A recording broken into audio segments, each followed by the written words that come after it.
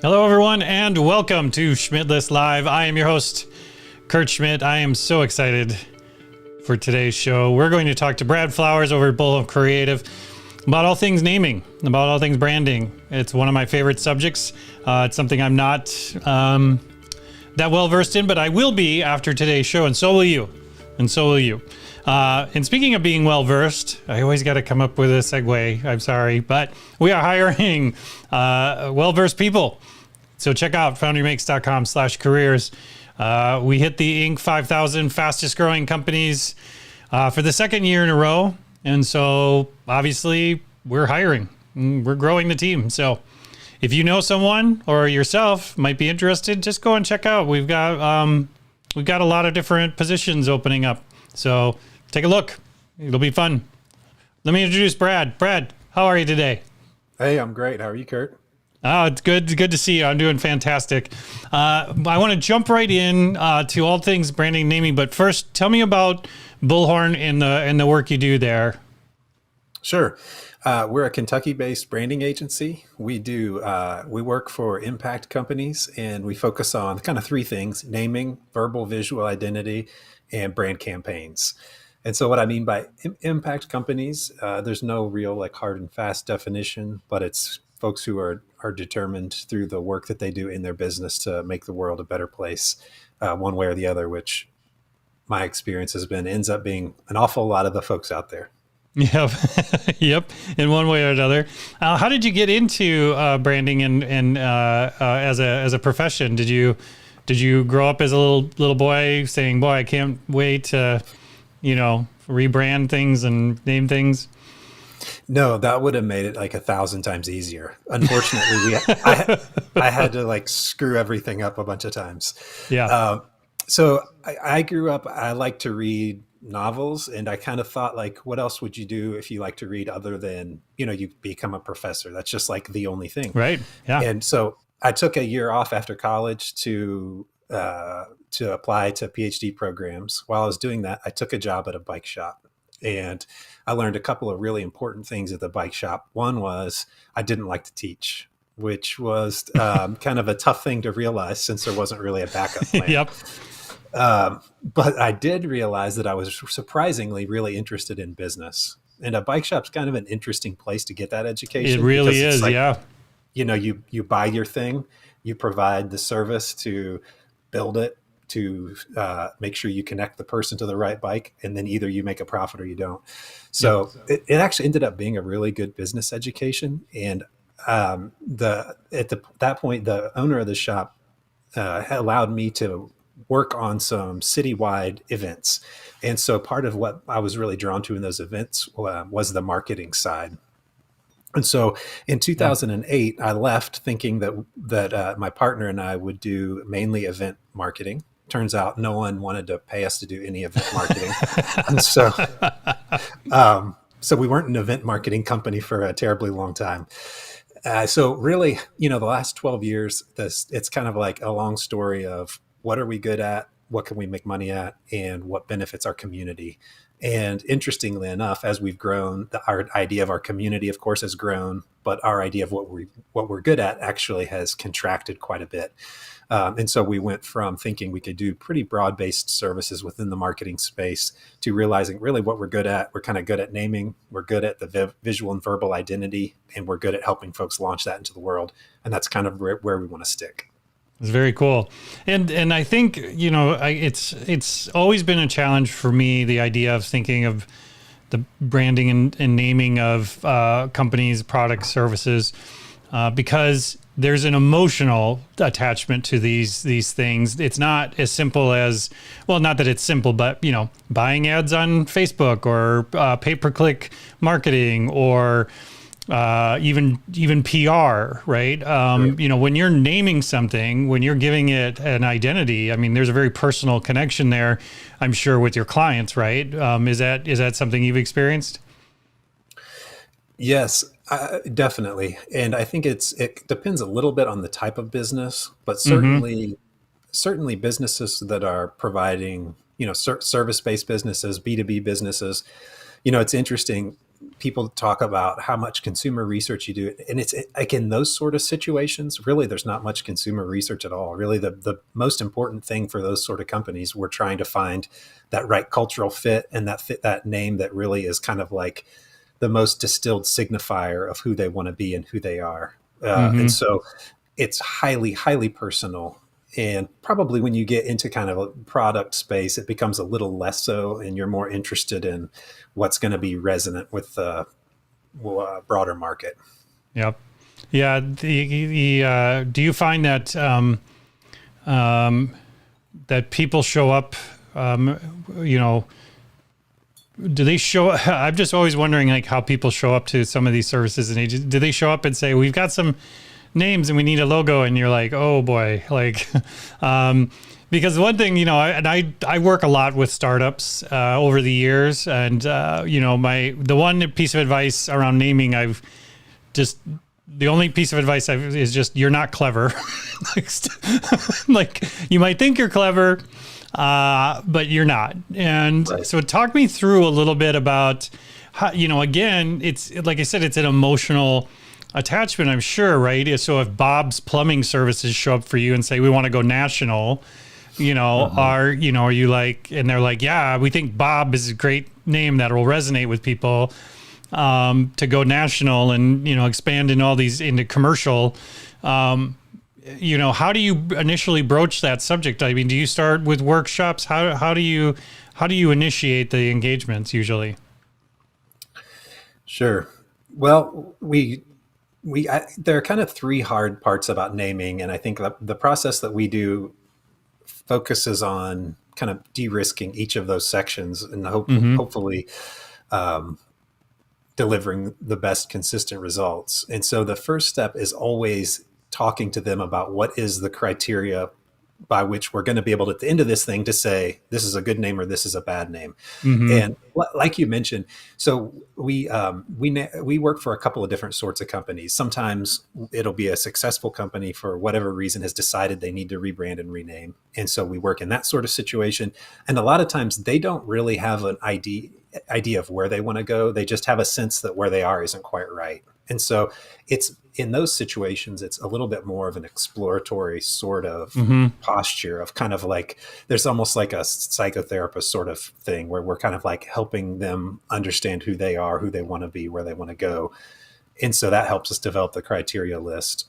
Okay. If it's something new, more often than not, those folks have been thinking about it for a long time. So they often have some idea of what it might be called or kind of names that they'd like.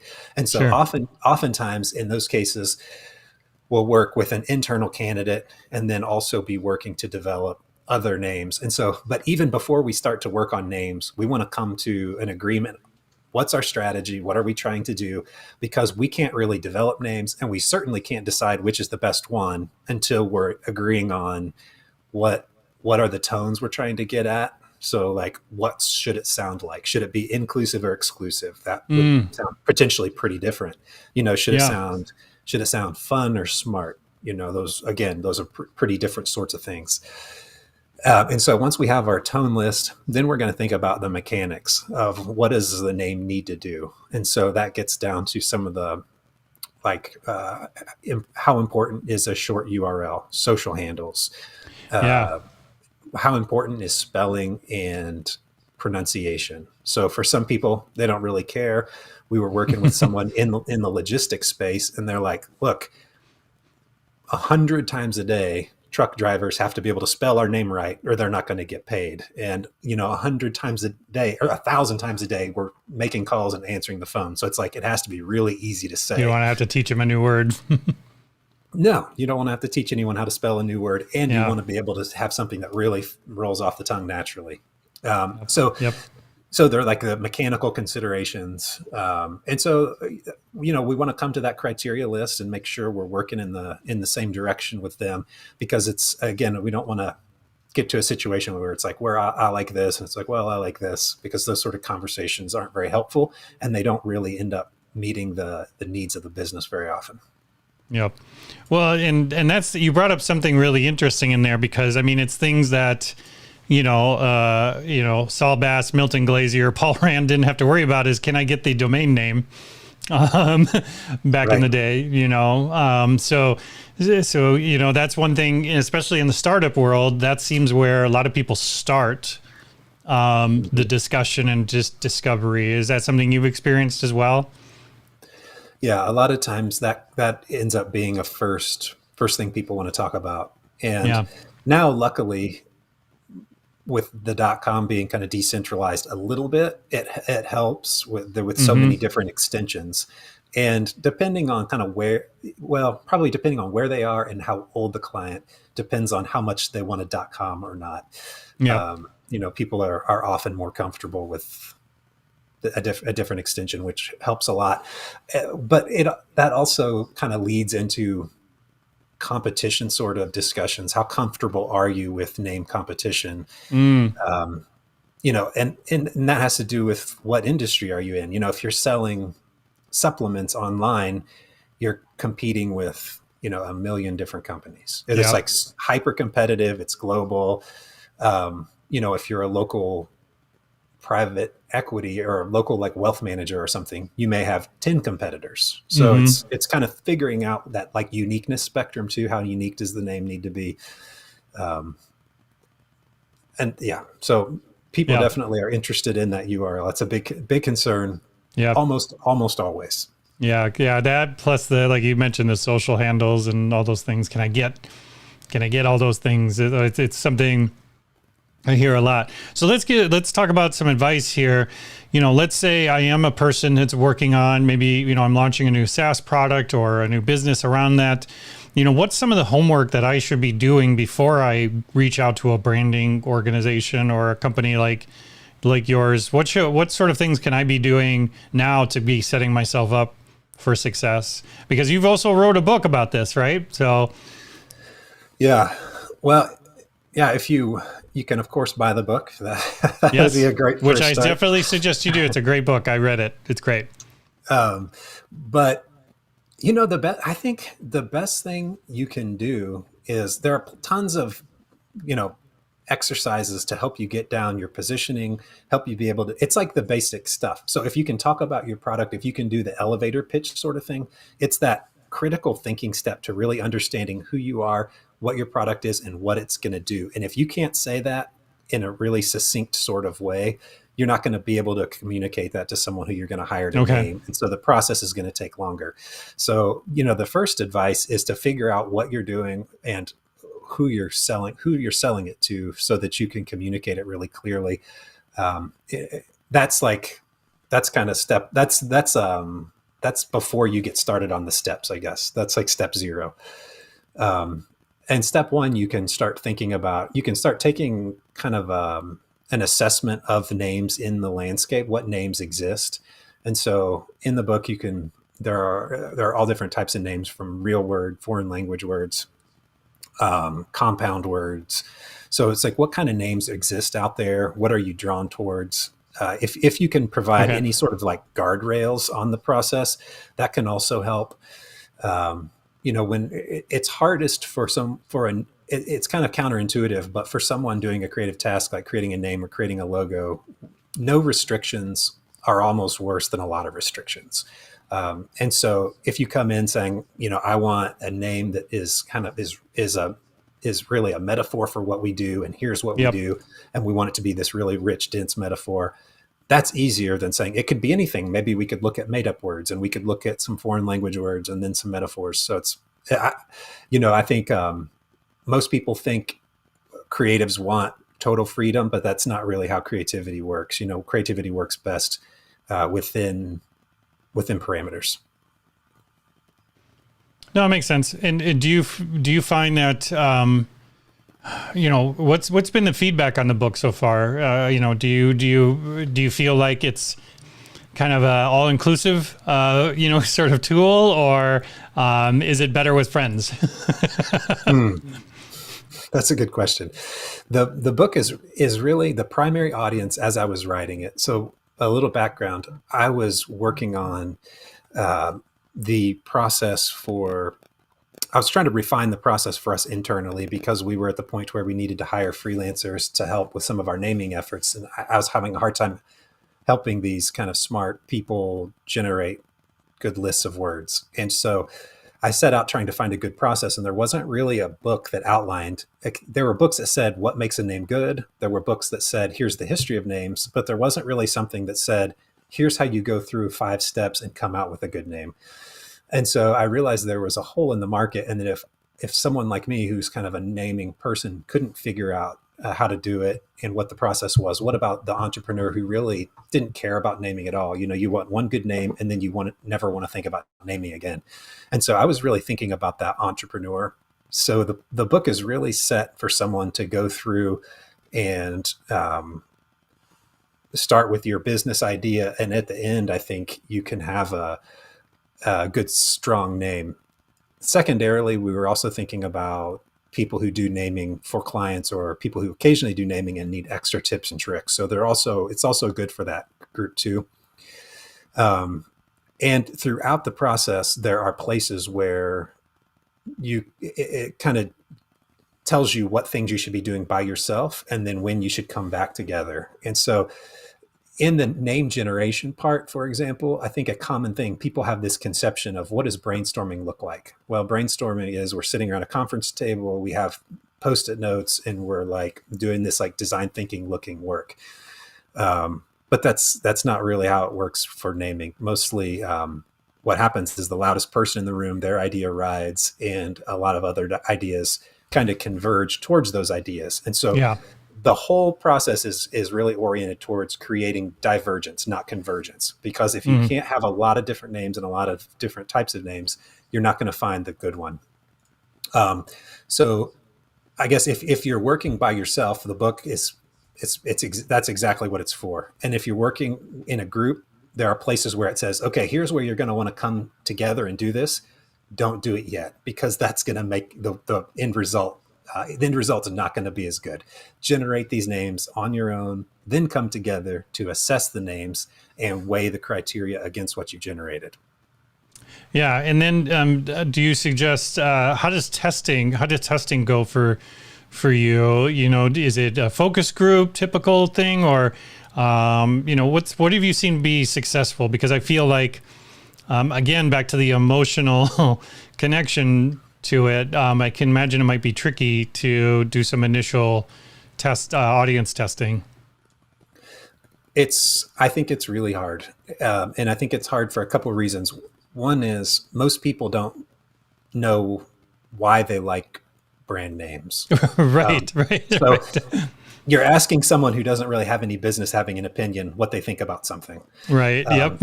So it's like, right. Is it like the Henry Ford quote, right? Where he supposedly said, like, if they wanted, they would have said they wanted faster horses, right? Horses. Exactly.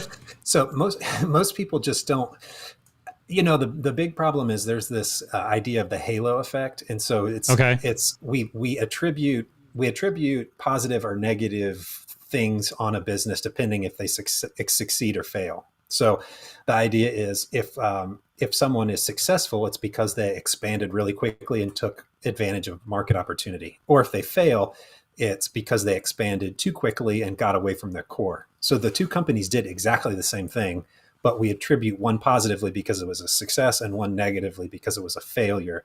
And I think we do the same thing to brand names. So if you think of like Apple versus BlackBerry, most people would probably say Apple's a better brand name because it's so much more successful, where I personally think I like BlackBerry a lot better, even though the company hasn't been nearly as successful.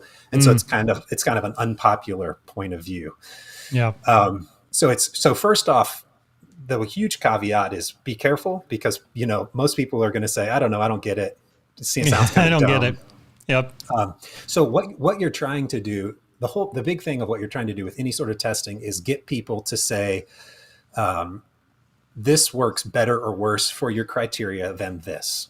That's the big thing. What you don't want anyone saying is, I like this one better than this one, because what they like or don't like probably doesn't matter that much. Sure. Because they don't have it's kind of like asking your mom if the code on this website's better than the other. It's like she may not be very well positioned. She may, but she may not be very well positioned. to say this Yep. is more effective. So what we do is we'll often do small groups. And what I like to do is always start off with the criteria. So here's what we're trying to do.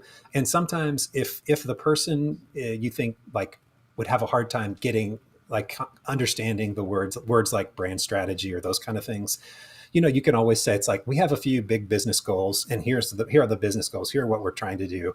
And then you can look through the names. And so, Okay. So you set the expectations up front with kind of like, we're trying to present something to you to invoke these things. yep, it's going to be, first off, what's the space? So it's going to be, it's a tech company that's this particular SaaS platform to address this problem. We want it to be fun and engaging and really inclusive. And then all of these have been tested, so we have a good URL, et cetera, et cetera. And so when you go through the list, you can ask, so what we like to do is, from 1 to 10, do you think 1, this is like executes really poorly against our criteria, or 10, it's like the best name for the criteria? And so we try to get it on this spectrum rather than just kind of like a binary Right. yes, no. We just a yes or no. Yep. And the other thing, another tip, if you're doing this, people, if you show people a list of names or just a piece of paper with a word on it, people have a really hard time imagining that as a business doing something. And so you get kind of worse results. So what we try to do is provide as much context as possible. And so we'll show each name twice, once in 2 different typefaces, because we're really influenced by how things look. And so maybe one will be kind of a really standard sort of serif typeface that looks kind of buttoned up. The other one might be a sans serif typeface. Also, we'll put them over images that are somehow related to the goals that we're trying to accomplish. So I don't know, if it's a tech company, maybe there are a couple of different images that people would associate with technology or solving a particular problem. Because again, we're so people have a really hard time imagining, okay, here's this word on the screen, and I know what this word means, but it's to imagine it as a name of a company is a big leap to ask most people.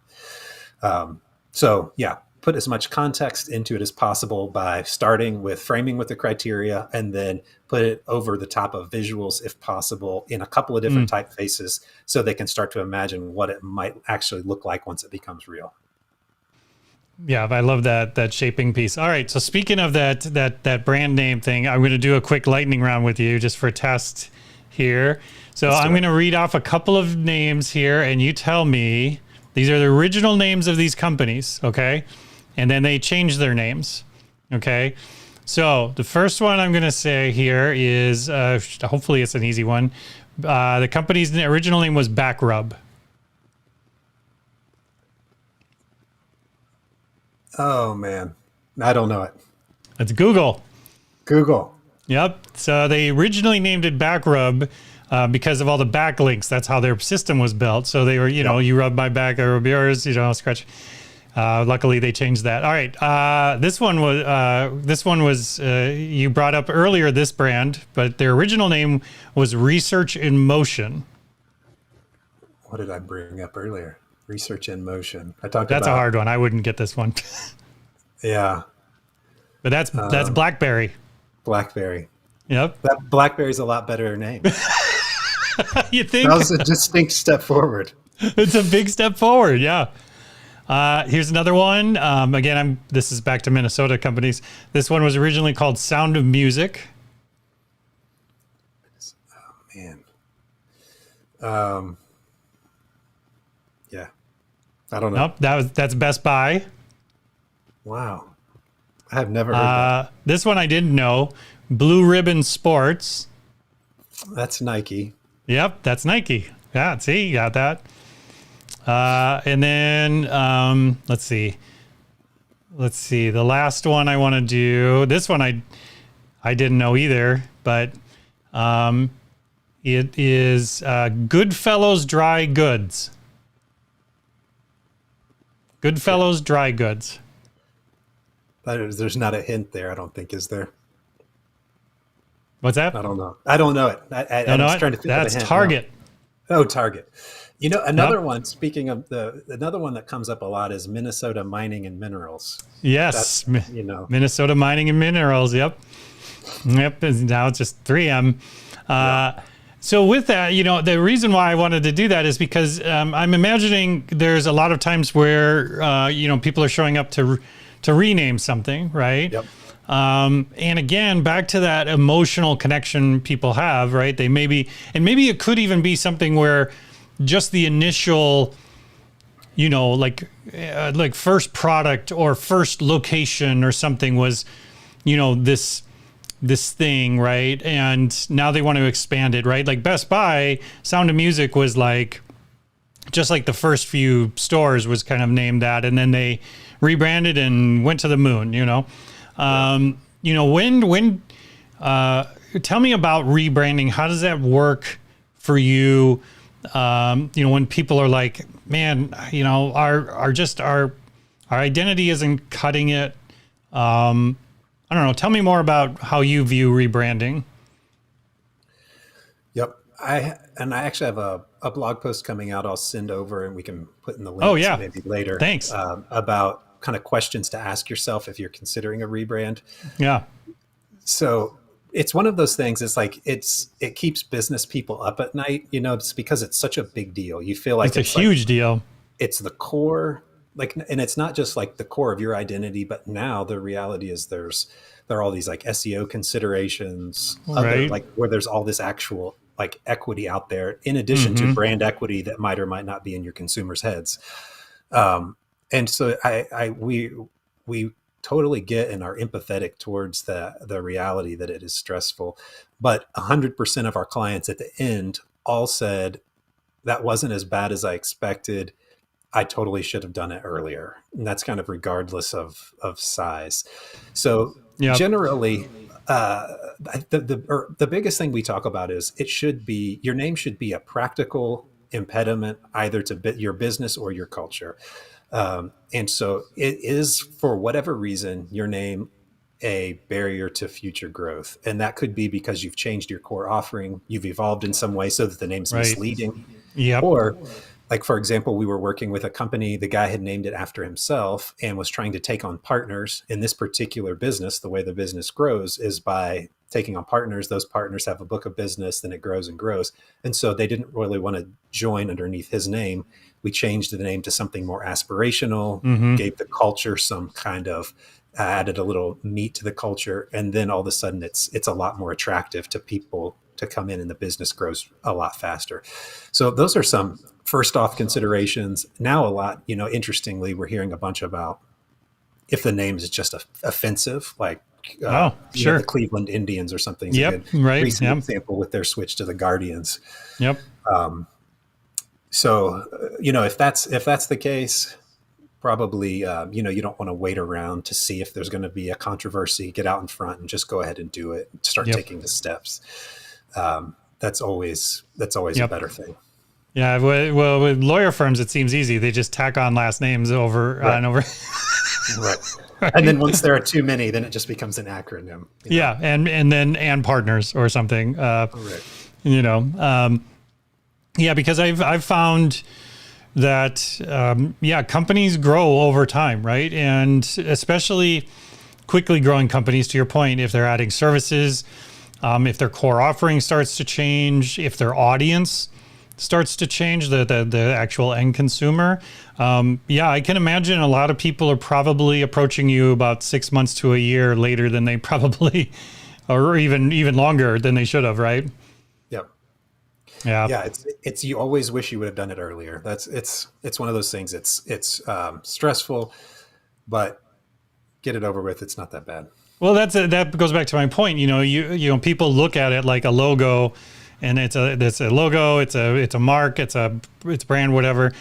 But there's a lot of emotional labor that has gone into those things, and so to somebody coming in from the outside, you hire a new marketing person, and they're like, we need to change the name of this product to better, you got to be careful. Like there's people who have emotional attachment to those those things. But, like I've said, sometimes these changes, you got to drag people kicking and screaming to a better place, right?